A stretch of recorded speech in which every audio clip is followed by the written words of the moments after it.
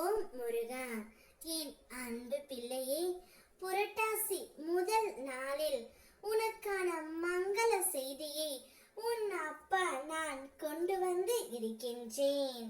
நீ விரும்பிய வாழ்க்கையையும் நீ விரும்பிய உன்னுடைய துணையையும் உன்னிடம் கொண்டு வர நான் தயாராக காத்து கொண்டு இருக்கின்றேன்.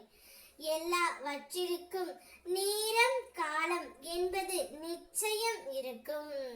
காலத்திற்கு எதிராக எதையுமே சாதிக்க முடியாது. ஆனால் சில சூழ்நிலைகளை மாற்றும் ஆற்றல் எனக்கு உண்டு தங்கமே. உனக்கு ஏதாவது வேண்டும் என்றால் என்னிடம் பிரார்த்தனை செய். நான் அதை ஒருபொழுதும் மறுக்க மாட்டேன். உன்னுடைய விருப்பங்கள் அனைத்தையும் நான் நிறைவேற்றுவேன். உன்னுடைய துணையை நீ அளவுக்கு அதிகமாக நேசிக்கின்றாய். அவரும் உன்னை அதிகமாகத்தான் நேசிக்கின்றார். ஆனால் ஏதோ ஒரு காரணத்திற்காக உங்களுக்குள் ஒரு மன வருத்தம் எப்பொழுதும் இருந்து கொண்டே இருக்கின்றது. அவருடைய வீட்டாராக இருக்கலாம், அவருடைய உற்றார் உறவினராக இருக்கலாம்.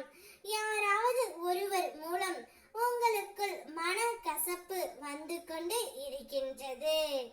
அதனால் நீ உன்னுடைய வாழ்க்கையை இழந்து தவித்து கொண்டு இருக்கின்றாய். கவலை கொள்ளாதே என் தங்கமே.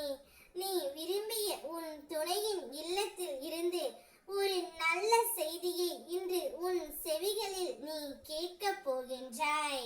நீ விரும்பிய வாழ்க்கையையும் நீ விரும்பிய உன்னுடைய துணையையும் இன்றே உன் கைகளில் நான் ஒப்படைத்து விடுவேன். அச்செய்தியால் நீயும் உன்னுடைய குடும்பமும் மிகவும் சந்தோஷம் அடைய போகின்றீர்கள். ஒவ்வொரு நாளும் விடியும் போது வழி பிறக்கும் என்று தான் நீ விழிக்கின்றாய்.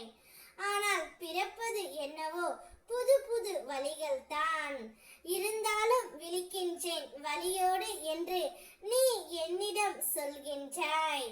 இனிமேல் உனக்கு வழிகள் பிறக்காமல் புது வழியை நான் உனக்கு அமைத்து தருகின்றேன் தங்கமே. அதில் நீயும் உன்னுடைய துணையும் சந்தோஷமாக பயணிக்க போகின்றீர்கள். இந்த அப்பாவின் ஆசீர்வாதத்தால் அனைத்துமே உனக்கு கிடைக்க போகின்றது. அன்பு என்பது நாம் ஒருவரை நேசிப்பது மட்டுமல்ல. வெறுப்பு என்ற போதிலும் அந்த அன்பு எப்போதும் குறையாமல் அவர்கள் மீது நமக்கு இருந்து கொண்டே இருக்க வேண்டும். அதுதான் உண்மையான அன்பு. நான் எப்பொழுதும் உனக்கு துணையாகவே இருப்பேன். உன்னுடைய